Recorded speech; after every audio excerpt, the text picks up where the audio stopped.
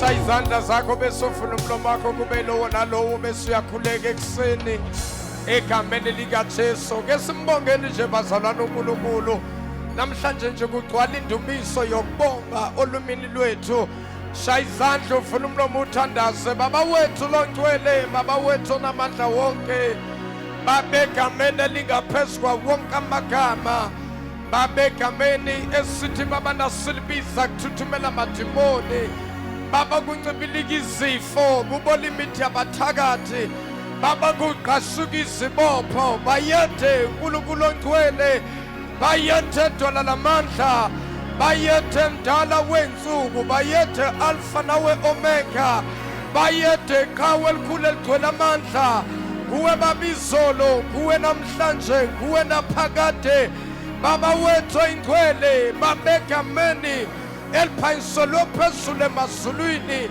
uNkulunkulu wethu onamandla siyabonga nasekuseni sithi Baba kubo bonke oThixo akekho njengawe akekho ongafaniswa nawe akekho ongalinganiswa nawe unguJehova elakho igama unguNkulunkulu Baba wethu onamandla emazulwini unguNkulunkulu emhlabeni ngaphansi komhlaba ngaphansi kwamanzi akekho omunye uThixo ngaphandle kwakho kuwe babizolo kuwe namhlanje naphakade Baba wethu ongcwele Baba wethu ophilayo egameni likaJesu waseNazaretha babekuseni sasikhona phakathi kwale ndawo Baba wethu onamandla simelana nemimoya simelana namadimoni simelana nabathakathi simelana nezangoma nenyanga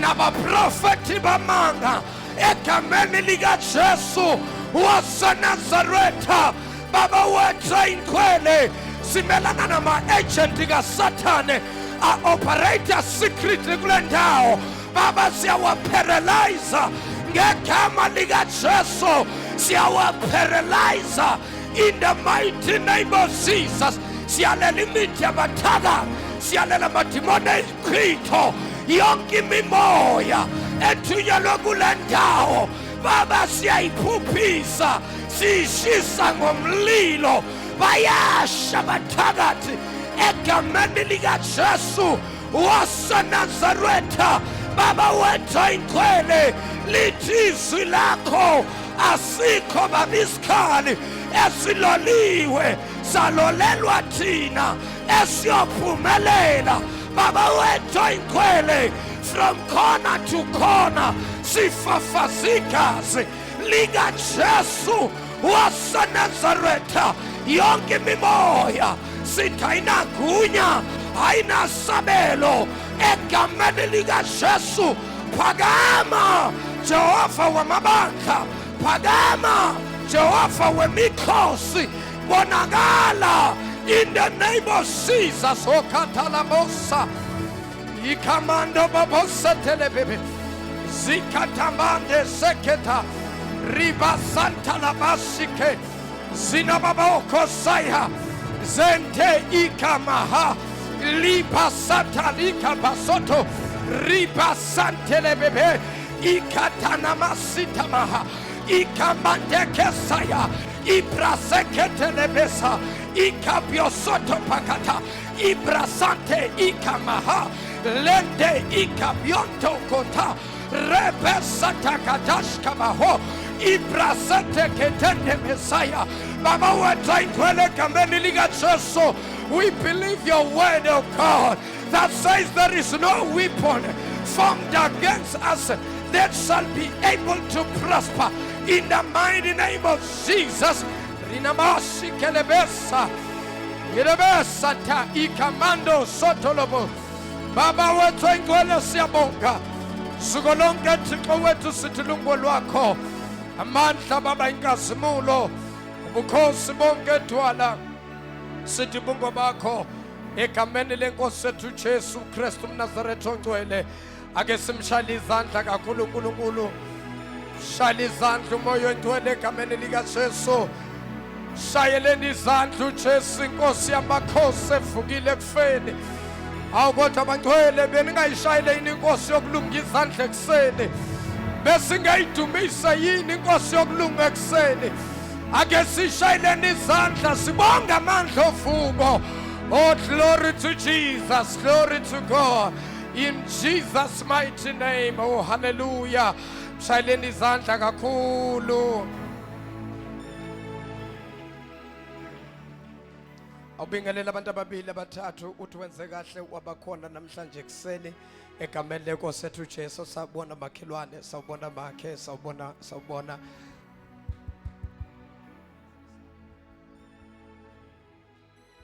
bingelela makhelwane.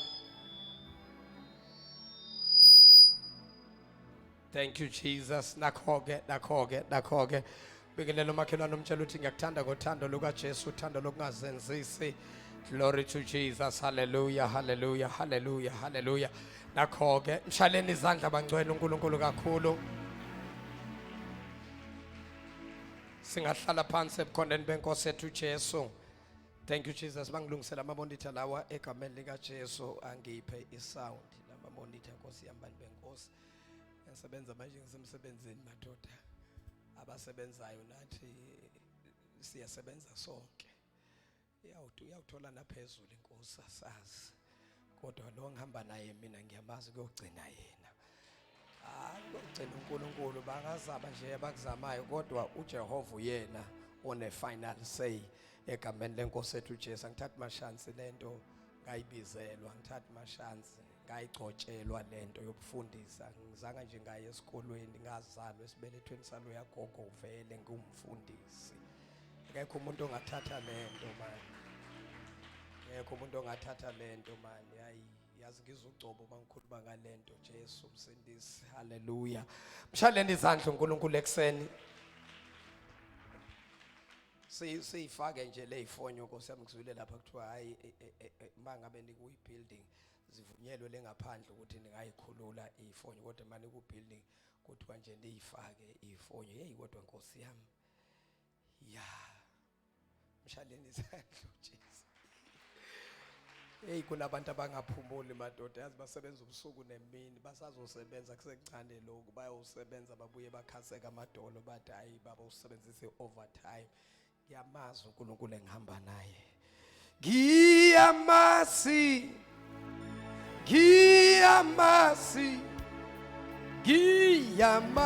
sowa Ngiyamazi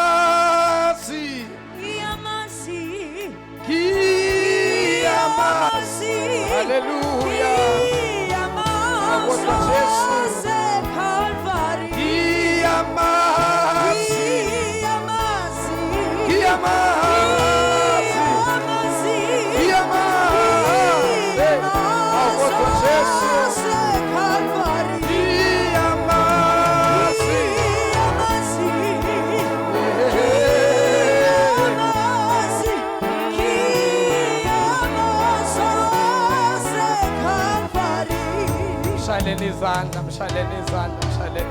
Mshaleni izandla. Praise the Lord. Hallelujah.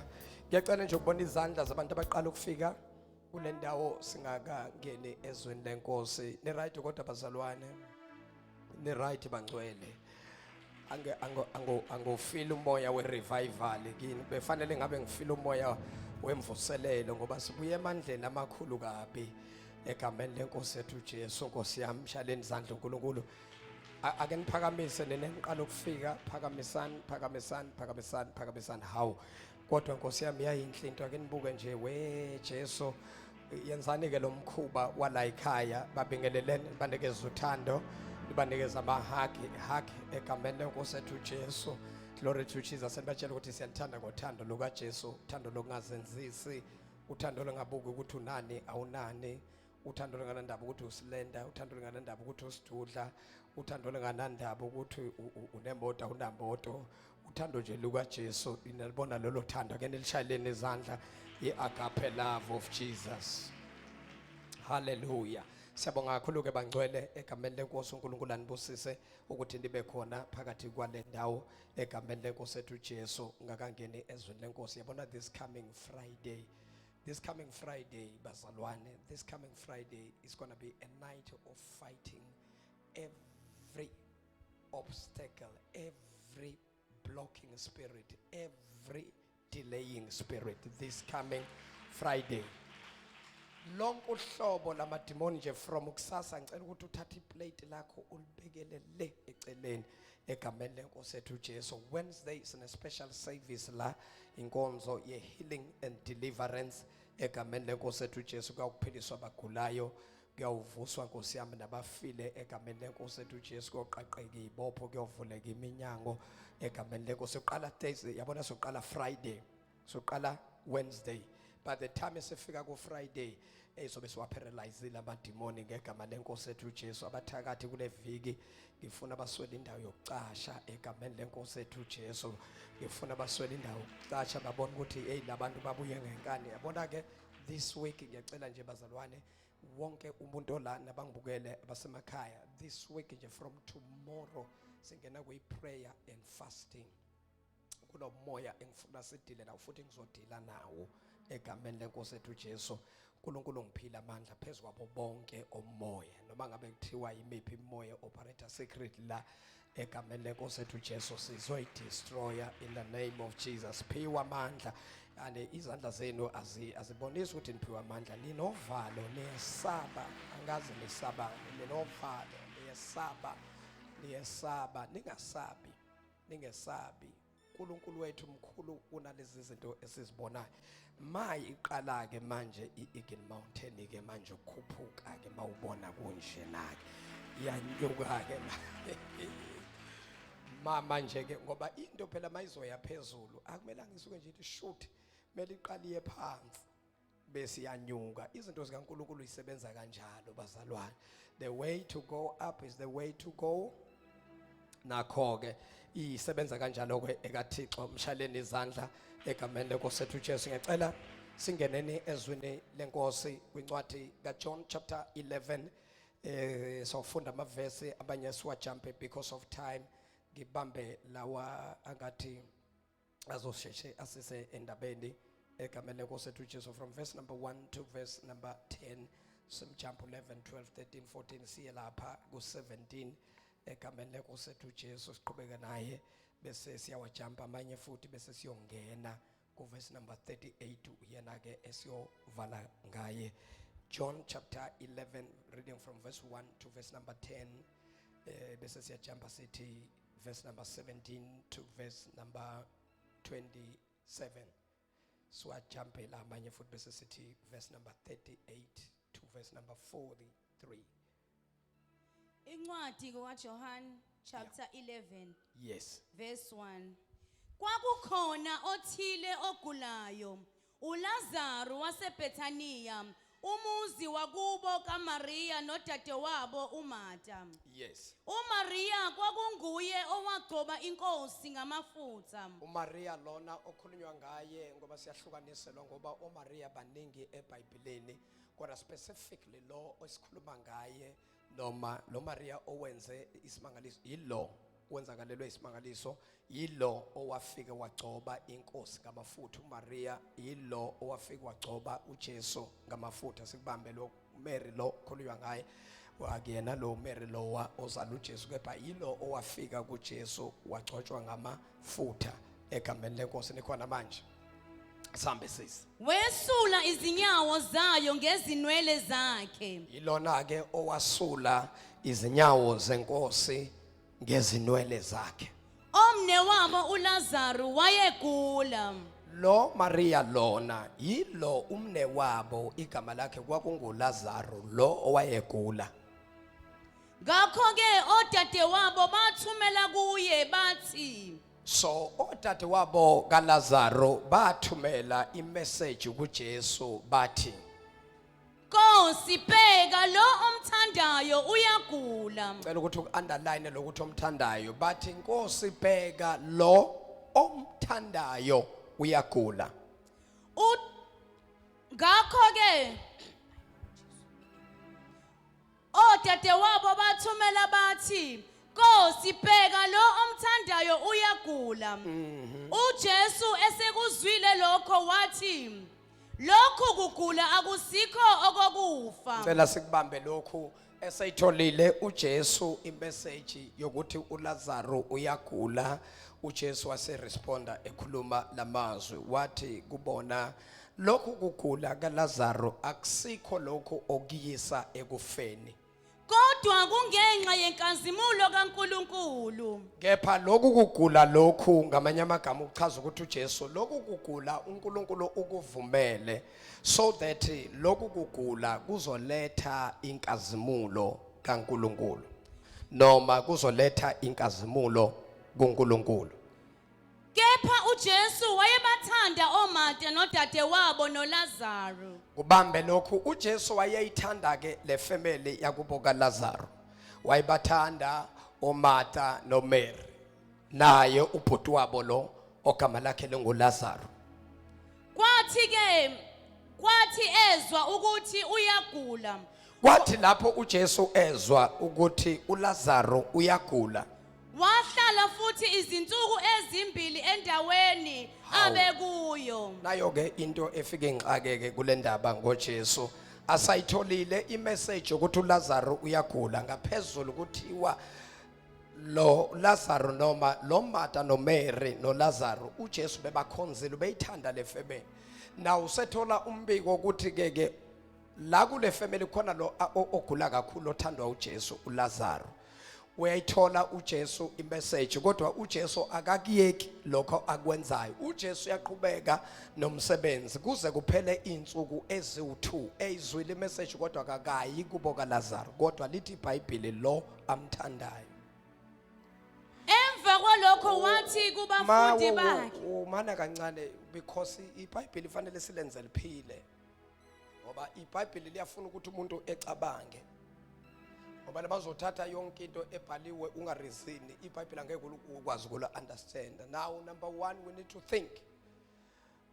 We need to challenge our minds ukuthi how come if a person says he loves you and you are in trouble and then yet that person doesn't respond.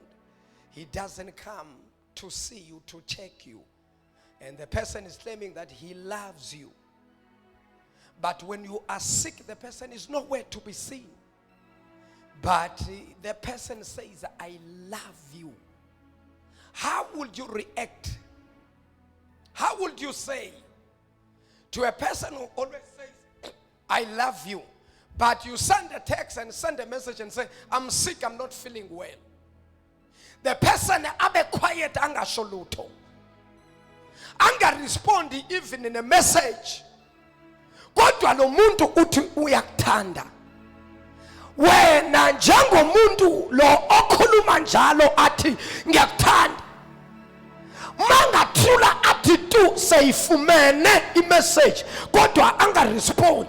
Wena okuthiwa uyathandwa, how would you react?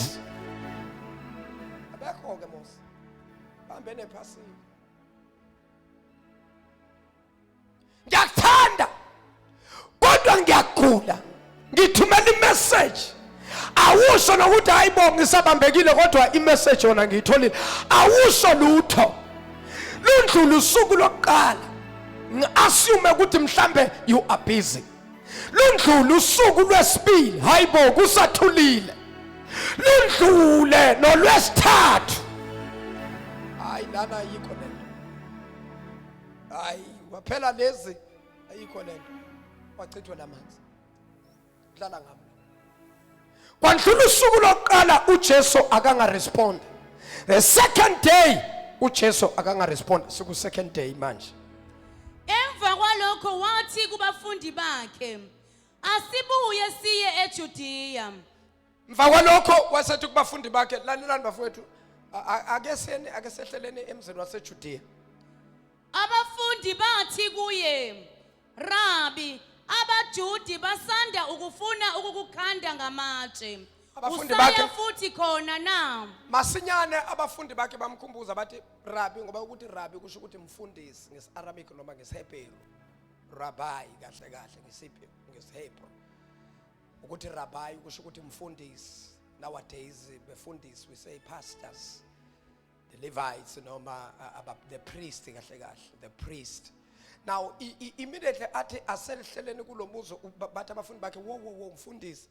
Do you remember ukuthi abaJuda basanda kufuna ukukhanda ngamatshe usafuna ukuphindela kulo wamuzi futhi? Bayamkhumbuza manje. Ngoba bazalwana kunento ufanele siyi understand ngoNkulunkulu ucela ukuzwa baba. kunento okufanele siyi-understande uma ngabe uNkulunkulu azokwenza into. Kunezinto uJesu akenze ngazathi akaboni kanti uyabona. Kunezinto uJesu enza ngathi akazizwa kanti uyazizwa. Sometimes you can pray and think ukuthi hayibo uNkulunkulu akangizwa. Yazi bazalwane, alikho iphimbo, ayikho ivoice ekhuluma kulomhlaba uNkulunkulu angayizwa. uNkulunkulu speaks any language, he understands any language. He can speak flies language, he can speak animal language, he can speak human language, he can speak birds language, he can speak mountain language, he can speak grass mountain, he can hear everything, he can even hear the wind when it's blowing, he can understand the waves of the sea when are blowing. He understood everything. There is nothing that happens under the sun that God doesn't understand, that God doesn't hear. He has every voice. He heard the voice of witches. Beplena bathakathi ebusuku bathi namhlanje sifuna ukumginqa ngemoto. uNkulunkulu uyababona, uNkulunkulu uyabezwa. Beplena izinto secretly, behlangana babamba ama meeting endaweni eyifihlake, benza ama sacrifice. uNkulunkulu bajongile nje, uThixo ubabukile nje, uNkulunkulu uzwa ngisho every word abayikhulumayo, because uNkulunkulu, remember, he's God, the omniscient, the all-wise and all-knowing God. He understood everything. He knows the liters of water in the sea. He knows the stars in the sky. He knows the Celsius of the sun when the sun is Basalwan. He knows the sand in the desert. He knows everything, the grass. He knows the seed of peaches and apple and everything. He knows how many seeds. He knows the palm of your hand. He knows the beating of your heart. He knows your eyes. He knows your nose, your ears. He knows your mouth, the words in your mouth. He knows, he understands your mind. Ayikho into uNkulunkulu angayazi. Yet wathula esezwile ukuthi uLazaro kuthiwa uyagula. Yet wathula kwaba ngathi akezwanga uJesu, waqhubeka wabeka izandla kubantu. Yayi kodwa Nkosi yami, omata abaloku bayabheka makuvela umuntu, omata bayabuka ukuthi akuyena yini, kodwa babuye bathi hayi uhamba yedwa loya, yena siyamazi nakavela uzovela nesiqu. Makuvela abantu angathi bayikrowd bathi ake nibuke ukuthi akuyena na, laphela usuku lokuqala kavela uJesu. Awu kodwa Nkosi yami, lona okuthiwa ubeyithanda le family. Day number 2, abantu baloku bayandlula bayabheka omata noMary do uJesu akaveli. Day number 3, uthi uJesu ake sehlele nemzini waseBethani. Bathi wo baba, ukwazi ukuya lapha.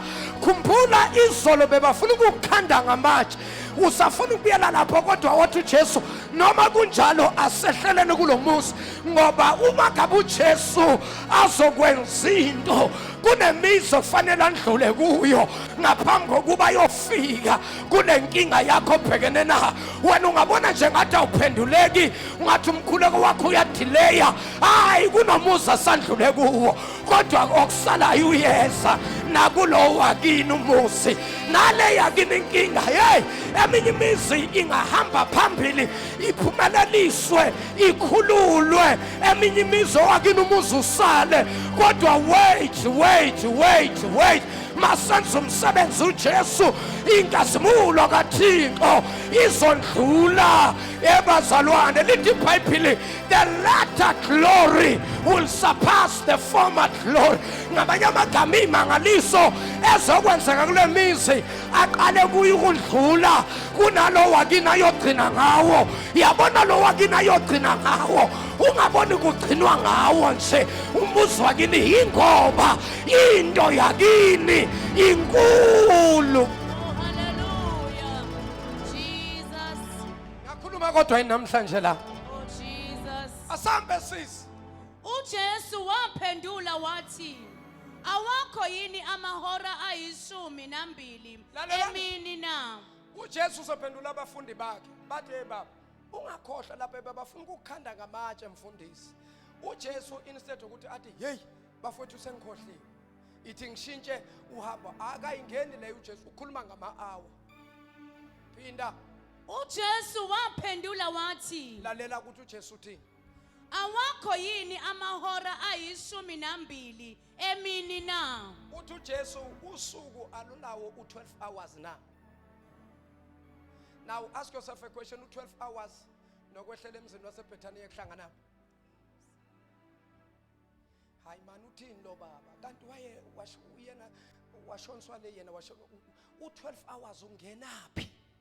Ngoba lapha bamxwayisa ngobudenja ngengozi yokuthi uma wehlela kulomuzi zolo lokube bafuna ukukhanda ngamatshe bafuna ukubulala.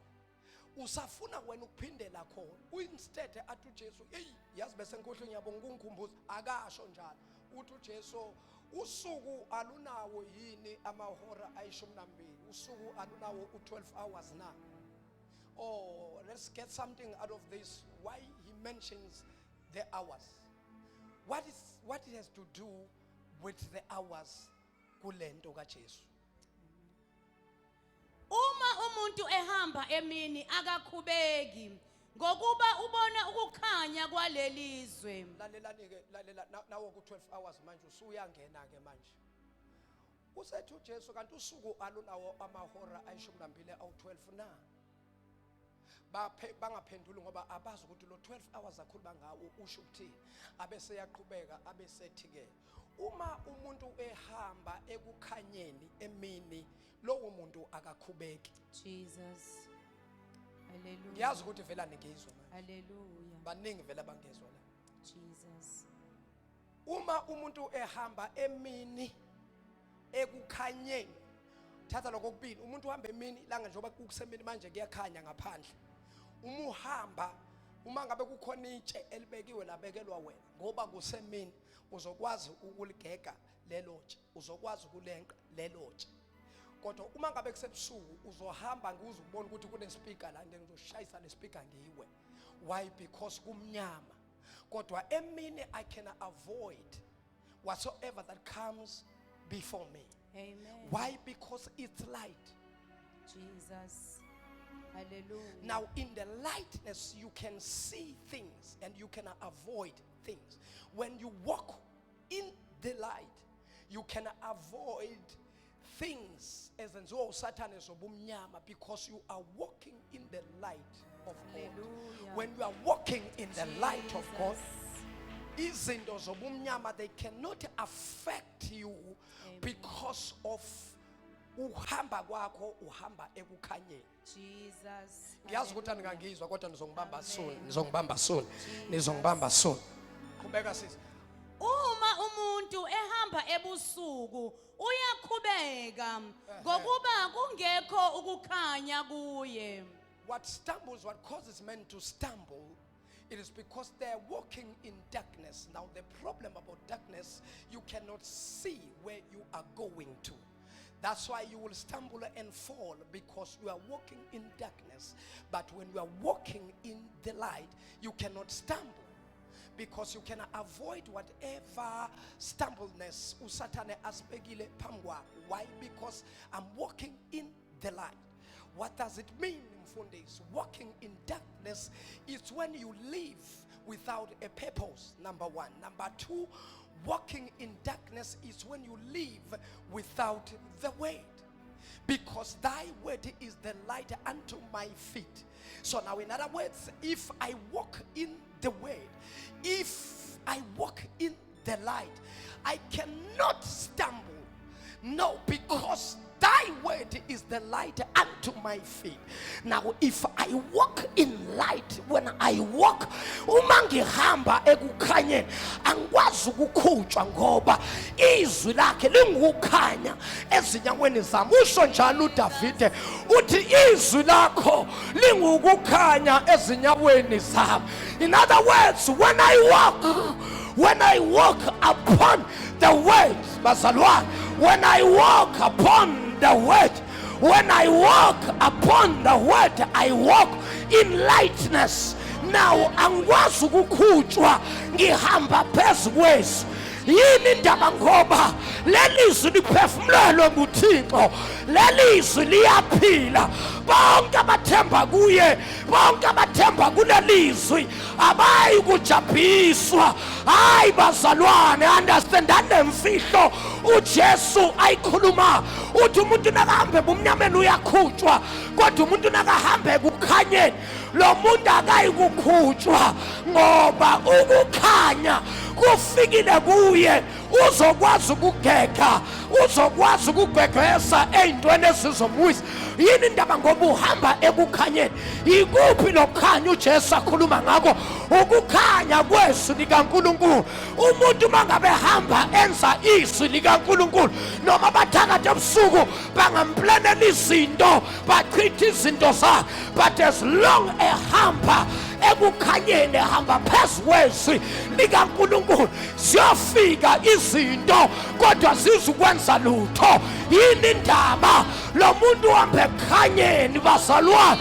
The time has come, the time has arrived for the church to walk in the lightness of God. Bazalwane, the time has come for the church to walk upon the way. Why this is so important to walk upon the way? Because when you walk upon the way, you shall not stumble. If you fall, if you fall, bazalwane, uhambezwini likaNkulunkulu. Uthi uJeremiah, othandiweyo kaNkulunkulu, noma ngawa kuze kube kasikhombisa, uJehova uyakumvusa. Ngamanye amagama eyethi into ayipheli. Noma lazo khona uSathane sesishayile, wakushaya ijuri, wakushaya 2 feet, wavuka phansi, watshela uSathane ukuthi uqedile ngawo. uJesu uyafika akuthintithe, akulungise, akuthintise, akuthintithe, athi keep on walking. Johnny Walker, keep on walking. Aphinde uSathane akushaye kwesibili, uwe kuthi ukuthi uphansi, afike uJesu akubambe ngesandla kuvuse, ume aqinise amadolo, aqinise izingalo, athi keep on walking, because mamando shataha elamasika. Hey bazalwane, kukhona la siyakhona. Ungaboni nje kuba nama stumbling blocks, kuba khona izinto ezivimba, ama obstacles akuvimba, athathe njenge steppies. Yabona le steppies lesi ngaphambi kokuba ngizofika la. Bazalwane, bazalwane, uma ngihamba ebumnyameni, uma ngaboni la ngihamba khona, angizubona ukuthi kunama steps la ngizokhutshwa, kodwa nangihamba ekhanyeni ama obstacles lawo. When you walk in the light, ama obstacles athathe wenza istepisi sakho sokunyusela la ufuna ukuyakho. Uma ngabe bazalwane kunezinto ezimelana nawe endleleni yakho noNkulunkulu kule journey, thatha lezo zinto, sebenzise zona njengestepisi esizokufikisa kuThixo. Khwela nyathela phezu kwale inkinga. Hey man, zivumele futhi inkinga. Hey, zivumele, ngoba ezinye zazo ziza nepromotion. Kunama problems athi nawafika empilweni yomuntu acabanga ukuthi wona mqakela phansi, kanti hayi isikhathi sokunyuka. Bazalwane, uNkulunkulu akayikuziphakamisa ngendlela esicabanga ngayo. Kwesinye isikhathi promotion yakho iza nama challenges, ipromotion yakho iza nenkinga. Hey, allow God, allow God, allow Jesus. Hallelujah.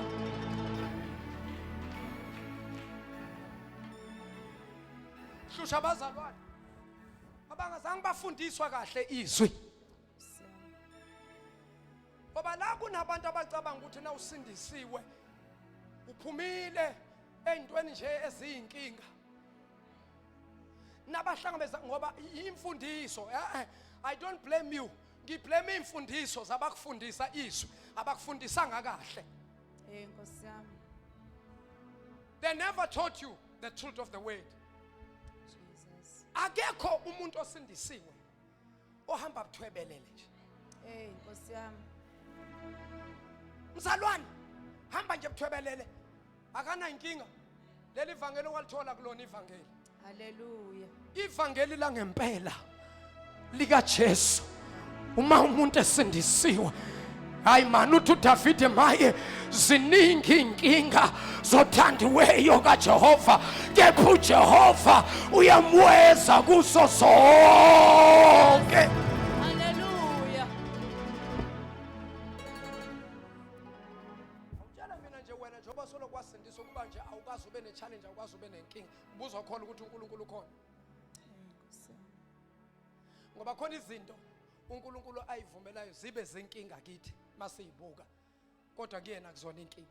Amen. Thina masiyibuka uzwe ukuthi hey Nkosi yami ngaze nganenkinga, kodwa Nkosi yami ubani ongangikhipha la, uthi uyathandaza uNkulunkulu athule uzwe ukuthi hayibo uNkulunkulu uyabona ukuthi ngiyafa kodwa la. Nkosi yami. Uzwe umthethisa ukuthi kodwa Mongcwele uyabona ukuthi ngiyafa yini la. Bangibulala labathakathi athula thitu. Ngoba uNkulunkulu abantu abane-energy eningi uyabanika isikhathi sokuthi benze lokho abafuna ukukwenza ngawo wonke amandla abo, ngako konke ukuhlakanipha kwabo, ngawo wonke uqonda kwabo. Abayekela uNkulunkulu athi there's one thing, wanikeza uSathane amagunya wathi hayi ungamthinta uJobe. Nkosi yami. Yena lo uNkulunkulu esimkhonzayo eceliwe uJobe wathi uSathane ngicela ungiboleke yena ke ngimthinte, ngizokubonisa ukuthi uzokuphika. Wathi uNkulunkulu lalela, emhlabeni wonke akekho umuntu ongesaba njengalowo muntu. Jesus. Wathi uSathane the reason why ekusaba, it is because wena umbiyele umakhela ugange, ako remove ugange, ako remove the walls eziprotecte lo muntu, ngimthinte uzombona uzokuphika uJobe. Wathi uNkulunkulu ngalisusa ugange kodwa lowa ngeke ngiphike. Nkosi yami. Kwaba nenegotiation uNkulunkulu exoxisana noSathane. The whole God Almighty having a conversation with the devil. Hlupha kwayona nje leyo. Jesus.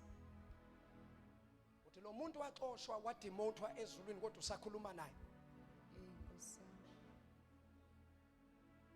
Sometimes we don't understand God, you know. We think we know him, we don't know him. uJobe masayichaza lento sengene inkingeni senilonda all over selahlekelwe yiko konke uJobe enako. Uthi uJobe yini engiyoyikhalela emhlabeni ngeza nginje futhi ngizohamba nginje. Hallelujah.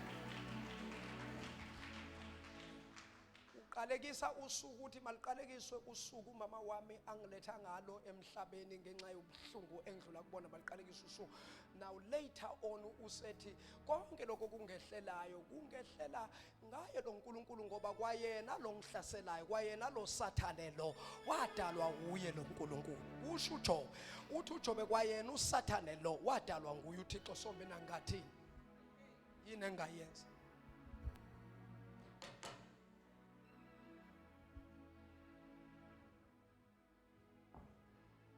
You see, izwi nizalifundiswa la. Hallelujah.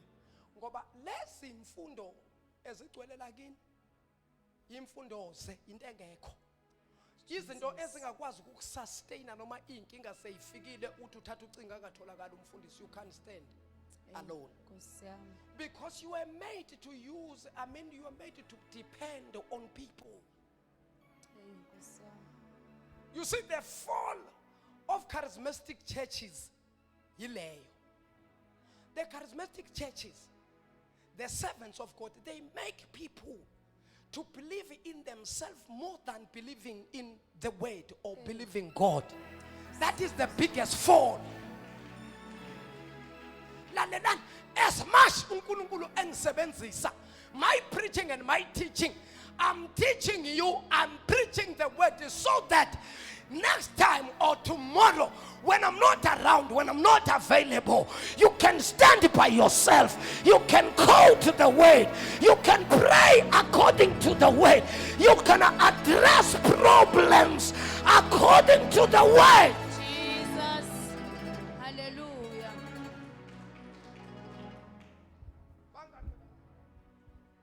baba senkingeni bafona ubaba Tshabalala bangamthola kwafika into yathi hey thandazana akatholakala lo muntu nathandaza zange solve inkinga benibhekene nayo yasolve.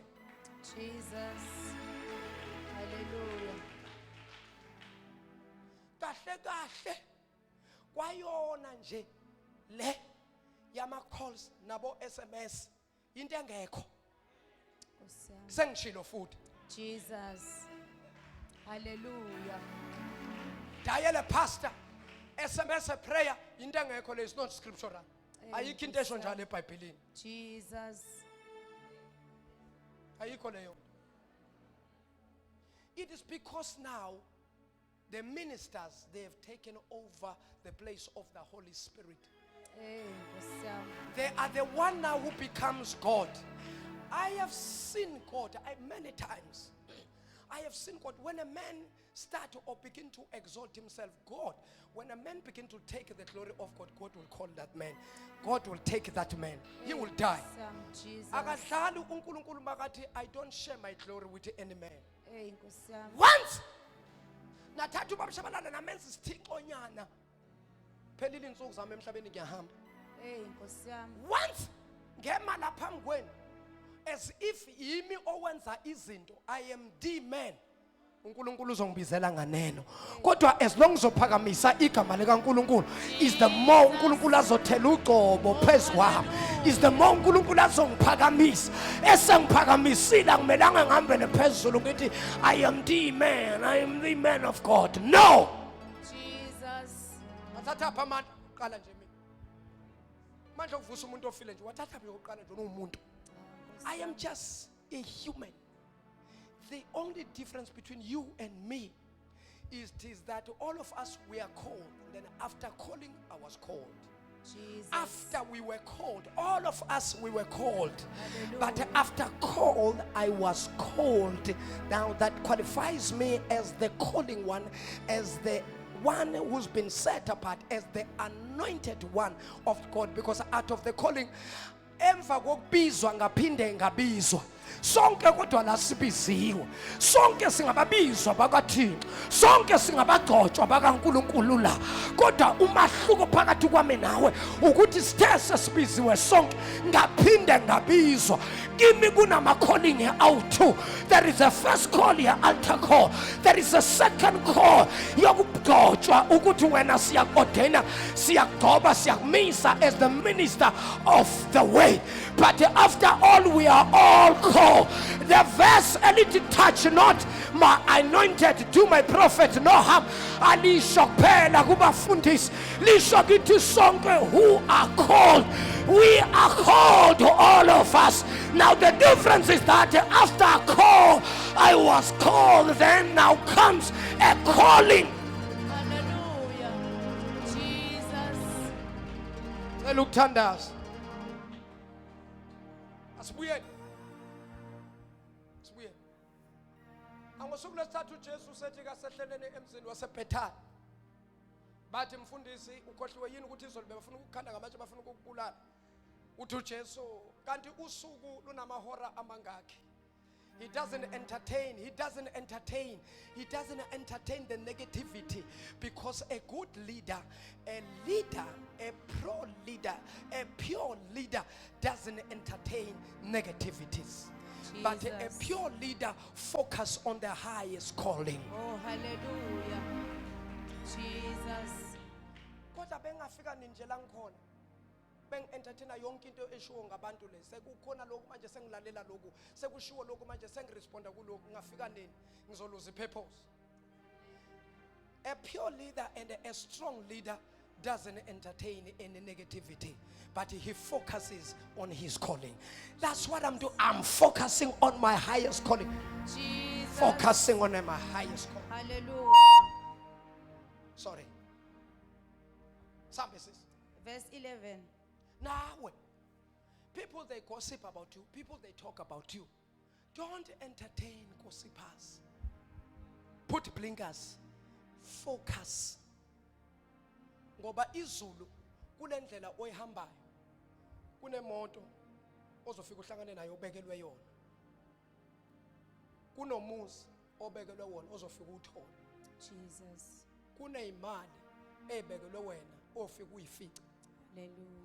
Kunomshado obekelwe wona ozofike uthole. Hallelujah. Now, when they talk bad about you, when they gossip about you, the danger is when you start moving your focus from this journey, from this calling, when you entertain, when you shift your focus and listen to what people are saying, you are going to lose this car. In your journey, you will continue without a car. When they keep on talking, because every time the devil, he knows when the time of your breakthrough, when you are close to your breakthrough, the devil always causes a storm that will move your focus away from your calling, a storm that will move you away from Jesus. What happened to Peter? Jesu evele hamba phezu kwamanzi. Uthi Peter, mfundisi, is that you? Uthi Jesu, yes, it is I. Uthi Peter, allow me to come to you. Uthi Jesus, come. Uthi Jesu, just come. uPetru uyehla emkhunjini. Ingqondo, everything, his mind was focused on Jesus. Listen to this. His mind was focused on Jesus. Now Peter get out of the boat. He stepped into the water and he started to walk. Step number 1, step number 2. Makathatha step number 2 atuzothatha step number 3. Usathane wabona ukuthi ngeke phela uPeter nakangayithola lemfihlakalo yalomuntu uyosiqeda lo muntu lo. Lithi iBhayibheli kwase kuvuka isivunguvungu, kwavuka istorm from nowhere. It was quiet. There was nothing. There was nothing in the sea. Now when Peter took the step 1, took step number 2, the devil saw ukuthi makangafika kuJesu, uJesu ambambe ngesandla, there is a transference of anointing.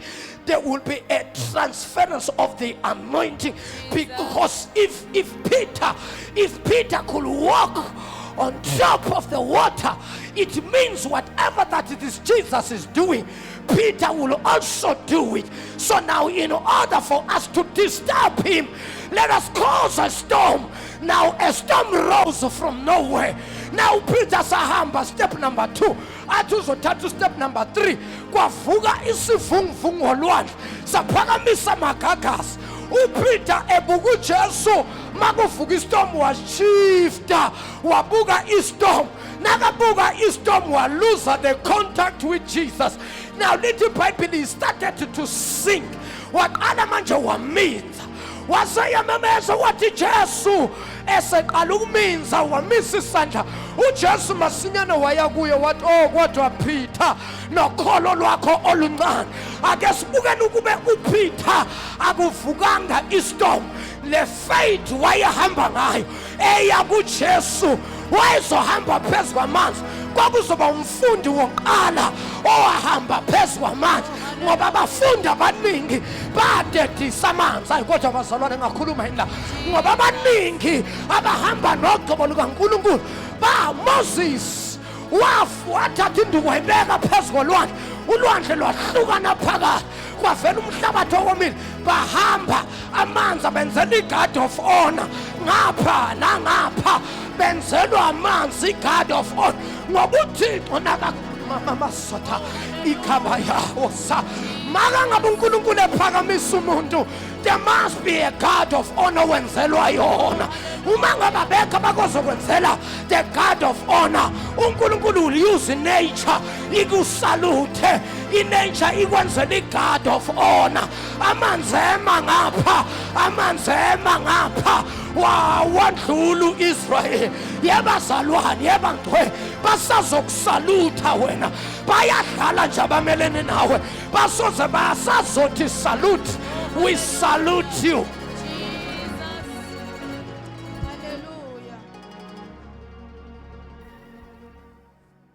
Hayi kodwa baba Tshabalala, hayi Tshabalala, asengikhathela uNkulunkulu manje akangenelele manje. Uthini kahle kahle? What are you saying? What are you saying exactly? Uthi le promotion, uthi le increase, uthi le favor uNkulunkulu ayimisa. Because out of that storm there is grace, there is favor. Jesus. Understand the ways of God. Oh, hallelujah. Ezinye inkinga akusizona zodwa inkinga kodwa ziqukethe ipackage ziphethe ipromotion yakho. Ungabona uvukelwa ubona kuba nezimpi. Hayi, musu kufocusa ku storm. Focusa kulento obizelweyo. Istorm sizombula ukuthi siphethe ngoba istorm nasiza kunezinto ezipackage kodwa inkinga ipackage ayizi obvious. Sometimes ipackage iza ngento ethusa. Istorm nasesiphelile sathi ungamangala ukuthi how kodwa uyazi kanti bengazi ukuthi how le storm uyazi abanye istorm sabo siphethe ipromotion Nkosi yami. nethi ukuthi abantu abazi kufika istorm kufika isivunguvungu sivilize kube nestorm emsebenzini kube neyiphithiphithi emsebenzini emva kwalezo yiphithiphithi bese bathi sibona ukuthi miss banibani sikunikeza ipromotion uzuthi ayibo bebenza iphutha yini uzobuza uthi angizwa kahle uthini umhloli uthini umphathi interpretele ethi bethu unikezwa ipromo athi hayi mina angithi wena uma ngazwayile ukuthi kodwa Nkosi yami kule inkinga ezingaka kanti le storm siphethe ipromotion phakathi. Jesus. Hallelujah. Cela ukuvala ngeke ningi-understand. Allow God, as long as you are in the will of the Father, as long as you are a word doer, fear not. Jesus. Fear not. Hallelujah. Fear not. Asa. Mangabe uyalenza izwi likaNkulunkulu ungesabi. Amen. Kumzalwane ama storms khuluma mina ngekholwa elenza izwi. Kumzalwane owenza izwi every storm kuwe it's a promotion. Hallelujah. It's a favor. Jesus. Mase kufika ama storms ufuna ukuhleka ukuthi hey usafika ke leso sikhathi. Amen. Mina I know once kwafika istorm every storm singishiya sese uyabo khona abantu abathi makufika istorm sebathathe sibabeke phansi. Inkinga yami mina ngukhozi. Hallelujah. Jesus. Angizwanga ke manje. Hallelujah. Uyabo ezinye inyoni makuza istorm ziyaflathela zibaleke. Masivela ngapha zibaleka ziyele noma zibaleke ziyele. Inkinga ngale yanyoni ukhozi liyasi-enjoya istorm. Jesus. Ukhozi Hallelujah. uma ngabe istorm sivela ngapha noma ngabe ukhozi liyajika bese liyalungisa Hallelujah. lithi ukhozi Jesus. sishaya istorm luthi ukhozi. Hallelujah. The focus. Let's get this storm siba strong. Ukhozi alwenza lutho luvula nje impiko bese luthi. Jesus. Let's get luvula impiko umoya istorm bese sishanga phansi sithatha ukhozi silubeka ngaphezulu kwamafu. Hallelujah. Kodwa bangwene, kodwa bazalwane, kodwa bazalwane, kodwa bazalwane, bazalwane ningaphansi kokhozi lo moya ninawo wokuthi masibhekana nenkinga we soar under the storm because we are the eagles. We soar. Ay bazalwane, we enjoy storms. Storms may come, storms will go, but it will never change the nature of this page. An eagle will remain an eagle. Storm no storm, but an eagle will remain an eagle. Hallelujah. Glory to Jesus. Yatekima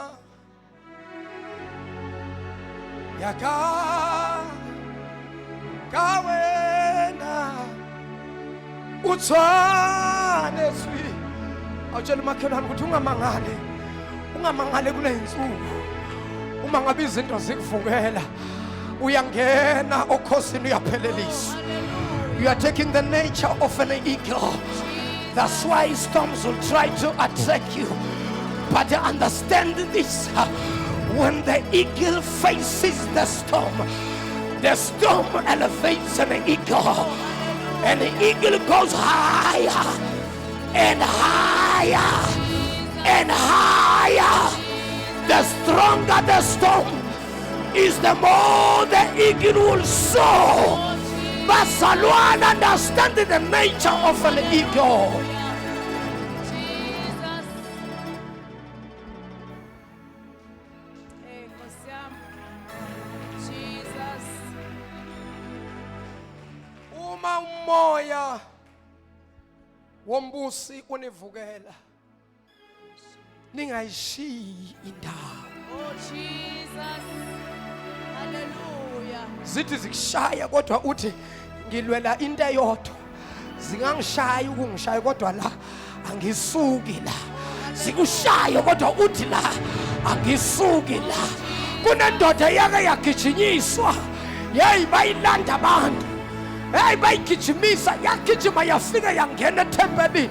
Yathi nayingena ethempelini yaya kwi-altar. Yaya e-altar yafika yabamba impondo ze-altar. Bathe wena phuma lapha yazendoda angisuki la. Bangena phakathi. Mabangena phakathi bathi bayayisusa yabamba impondo ze-altar. Bayidonsa yathi ngihamba ne-altar. Babathe yathi ngihamba ne-altar. Angindawo. Bagcina sebayekile because abakwazi ukubulala umuntu emkhoneni kukaNkulunkulu. The devil is a liar. He cannot cause death and murder in the presence of the Lord. In the presence of the Lord, where God is. Basalwane la kunothixo khona ey'file ziyavuka. Akwazi ukufisa into emkhoneni kukaThixo. Glory to Jesus. Eluthandaza. Kusho abazalwane abanga understand ijeni yabo. Hey, Kosiam. Ukuthi calling yakho wena inama challenge phakathi, inama storms phakathi. Awuzange watshelwa wena, watshela ukuthi mawusindisiwe yonke into izohamba smooth. Badlala ngawo, abazange bakutshela iqiniso. NoJesu simkhonza akazange nje ijeni yakhe ibe mnandi. Washaywa, wa-accuswa, wathukwa, wakhafulelwa, wabizwa ngamagama, kodwa wayazi ukuthi I'm focusing on my highest calling. Akazange lose focus. Hlushwa abazalwane abathi nabathukwa, abantu nabahletshwa, usayekile yena akasayi kule sonto, kuyahletshwa kule sonto, udlala ngesikhala. Hamba la uyakhona. Abahlebike ke baze bashaya nangesibhakela. Uzothola isibhakela kungcono la. Uyahletshwa la uyakhona. Bazokufinyisa igazi ungumzalwane. Jesus.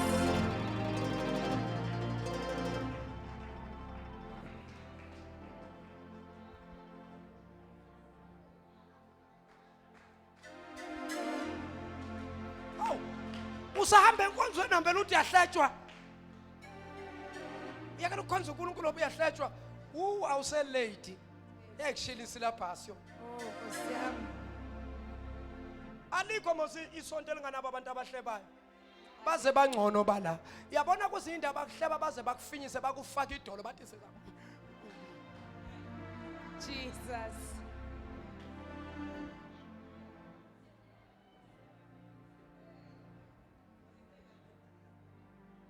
Abadlali kwamanye amasonto. Waba khona insizwa nje engathi ibonisiwe. Yakhuluma nawe. Kanti khona usister naye bekayibhekile. Uzawuzwa. Hey, Kosiam. Bathi nakuphuma isonto. Wasa. Bathi nakuphuma isonto. Athatha iBhayibheli lakhe.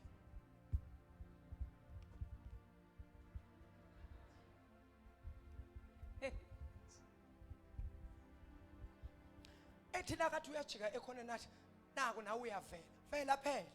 Uthi uyavela avela athi. Mayizofika kuwa vela athi. Angitshela ubona? Awuboni vele la hamba khona? Awuboni? Hey, Kosiam. Yini vele inkinga yakho? Hayibo, futhi yazi ngezwe wena ukuthi ukhuluma ngami. Hawu, isisukile kanjani? Awungitshela nje umngene ngani uyibani bani? Awu, Kosiam. uyibani bani ubetheni kuwe njengoba usulwa kangaka nje Hey Nkosi yami. Jesus. Hallelujah. Hey Nkosi yami. kula uyakhona Hey Jesu. hamba bayokufinyisa igazi uyovona ushabalala ngiyagula usaba ukukhuluma iqiniso ukuthi amehla wasaboni sebangivala amehla ngiyagula bashola ngivuvukela amehla avalekile ngci unamanga bakufinyisile iyozifike kuba ushabalala ukuthi ubufinyisiwe mzalana wakhuluma kabi ngawo wakunyathela ikhona hey usulimele hayi abasale nesonto labo abasale awusuka amasonto maningi la usuka so hamba vele maningi abona every corner la uJoya khona there's a church but it's not every church it's the house of God. Jesus. Some are just structures and buildings but there's no God.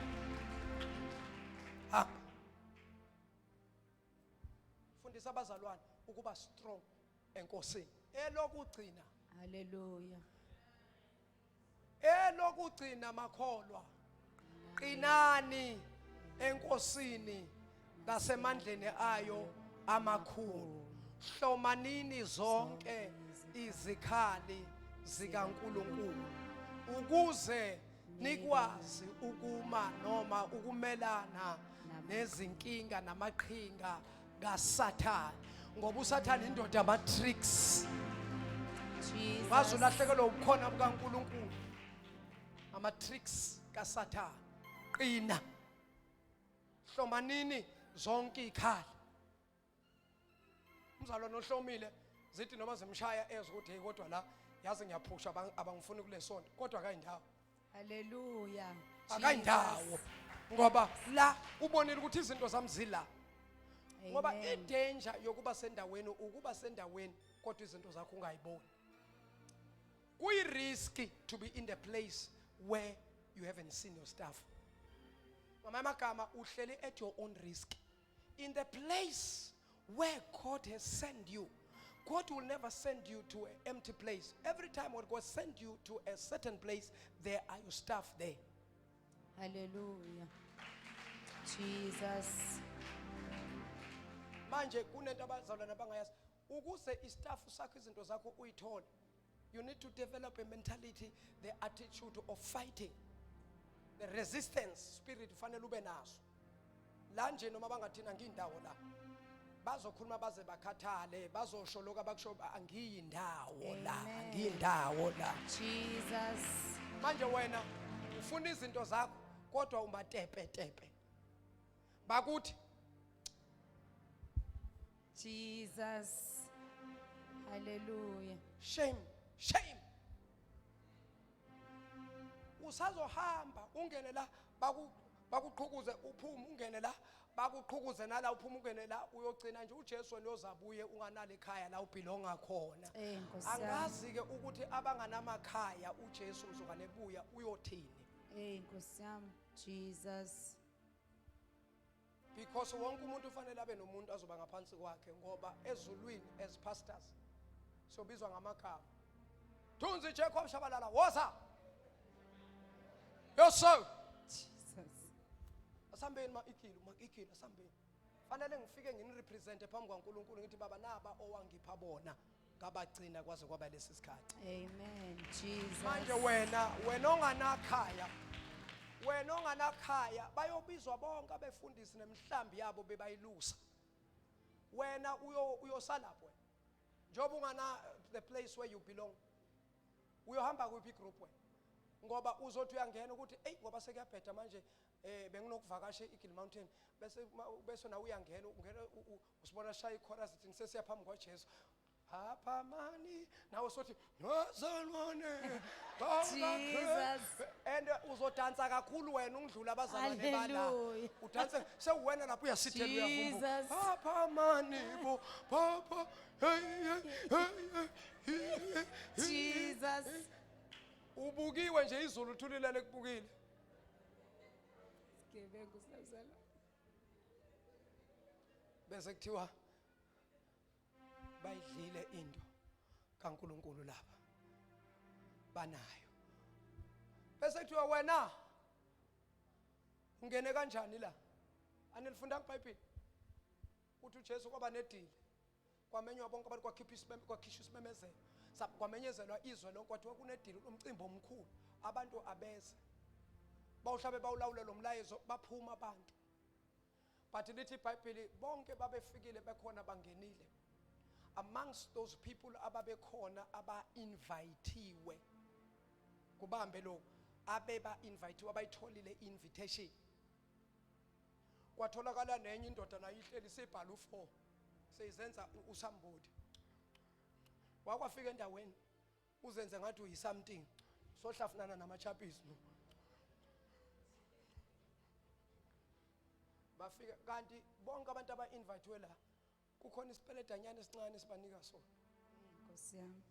abantu bafake njengoba isiqhobosho nje nisibona nje la bonke abantu abafika wena ukunaka lokunaka lokho ufika uyahlala nje la and ufika uhlala ezihlalweni eziphambili so wena luyabhala angisho kuwena mfowethu Jesus. angisho kuwena wena uinvite usuhlala ezihlalweni eziphambili kuthiwa wafika umnikazi wedina wafika wababona bonke begqoke vele ingubo yalomcimbi kwaba khona lo wayiqokele nje kwathiwa ungene kanjani lo bathi ungene kanjani lo wabuzwa bathi hayi nathi asazi kwathiwa mthatheni nimkhiphele ngaphandle Nkosi yami. nemkhande ngamatshe into ke ezokwenzeka egcineni njengoba manje sishumayela ivangeli nje ubona izihlalo zisoshoda ngabantu abantu basachomela uJesu basasiwonkela uJesu bayekeleni luyezo usuku ngezwe kuthiwa Tshabalala unebandla kuphi sobe sesingasekho sesihlwithiwe irapture sobe sesithathiwe ensuku zogcina lithi iBhayibheli bayogijima behle benyuke benxaniwe abantu basazofuna befundisi yazi kuzokuthiwa kunomfundisi wayikho ngoba abantu bayawazi amasonto ukuthi kuneso bayezwe into kuyakhonzeka la kuyakhonziswa la kuyakhonziswa kodwa bayi kodwa ngosuku lokugcina lithi iBhayibheli ngensuku zokugcina intombi nezinsizwa ezintsha ngoba namhlanje sisemdansweni njobe kuyiweekend nje ayibuyanga emakhaya zilala emdansweni emjuxuzweni zoze zibuye namhlanje ntambama seyibuyela uke emsebenzini kusasa ezinye sizokubuya iweekend yonke zoze zibuye kusasa seyibuye emsebenzini kumnandi ezweni life is good kwasho LG kumnandi kubukeka ilife yonke into imnandi abantu abakhonza kule nsuku anive nizithutha kulabo bantu wo mina nje ngohlala phansi nje ngilalele nje umfana ongangalo ngabe ngiyasangana la ekhaya ulungile phela nokuhlakanipha kwakho kodwa kuyoqoqa ukuhlwa Nkosi yami Jesus. cela ukuthandaza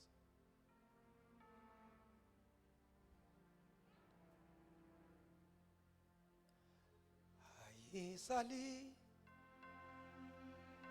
umphihlela nakhema kesi kema kesi ayisali umphihlela nakhema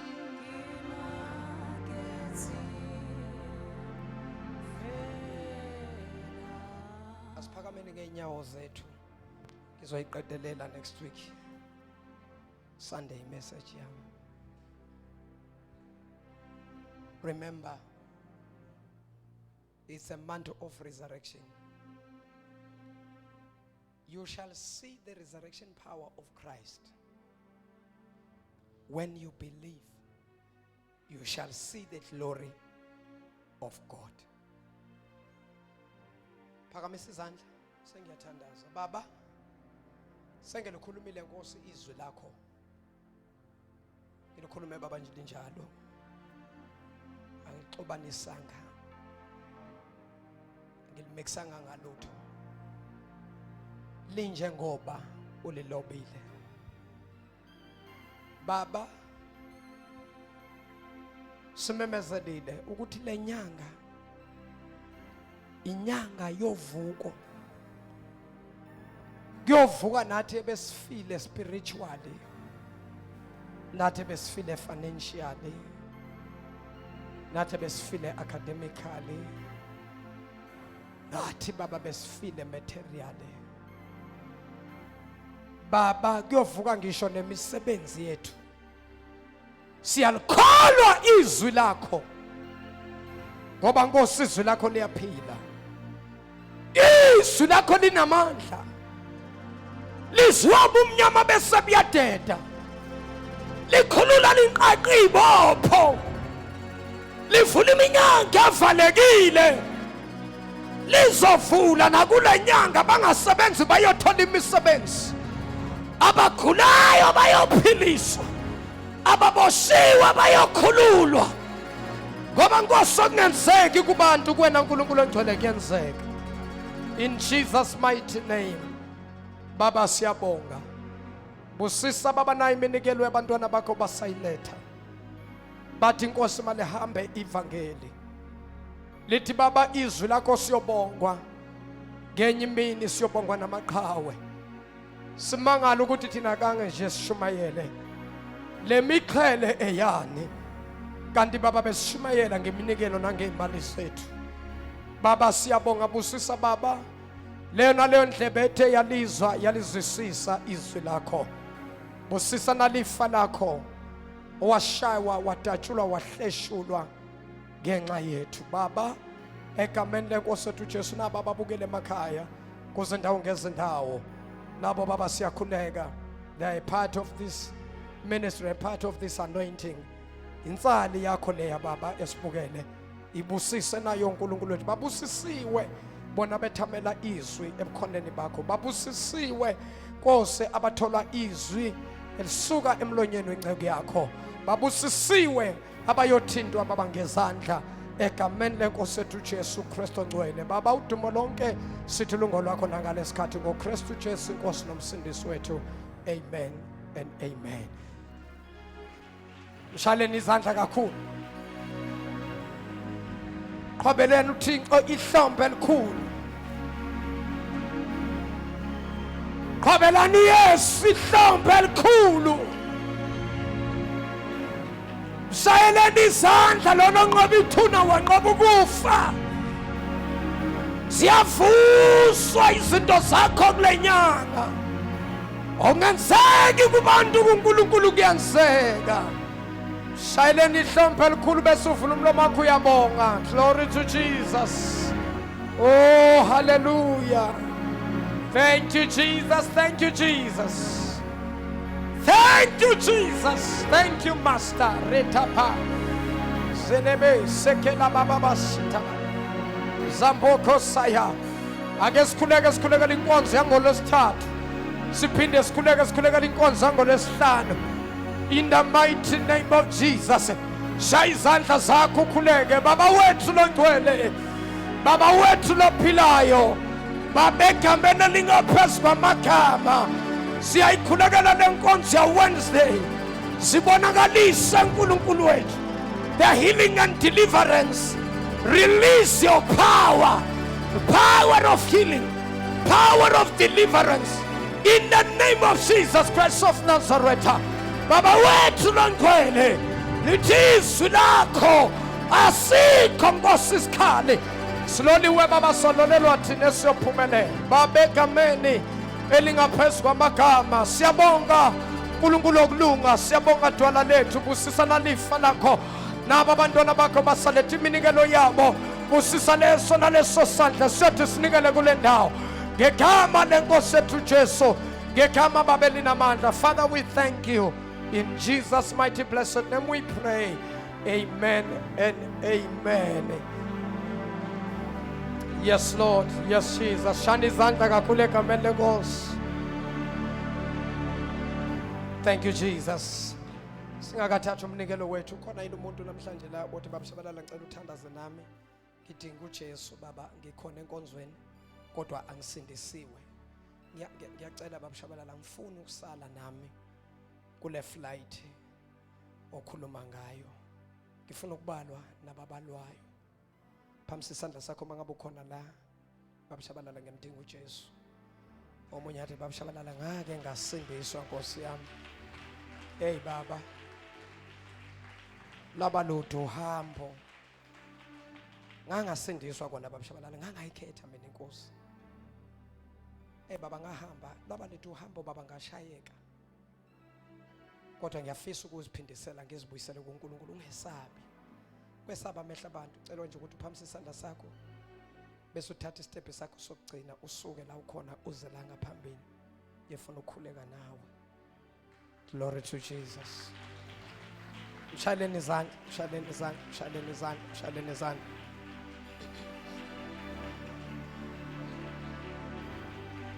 God bless you. uNkulunkulu akubusise. Mshaleni izandla bangcwele. Hey kodwa moya ngcwele.